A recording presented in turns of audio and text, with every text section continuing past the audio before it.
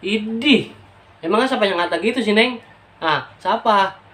Kagak ada yang ngata gitu. Seh, mangkak. Neng, abang bilang ini, jadi orang perempuan mah jangan kebuatan lemes apa punya mulut. Iya namanya entak orang lanang kagak demen sama kita. Kagak diresepin orang. Perkara lu pengen beli salinan bakal lebaran sampai besetel-setel ge. Lu pengen beli celana sampai sekintal ge. Ketemenanan.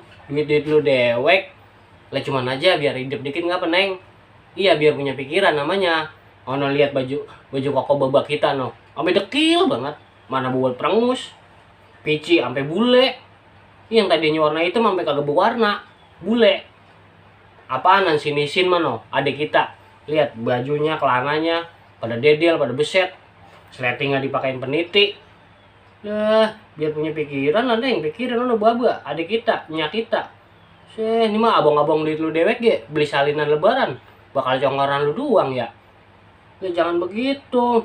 Adik itu mah tong pakai dibeliin pakaian yang berombe-rombe dia mah, dibeliin baju Power Ranger ge udah girang banget. Tuh adik kita sinisin.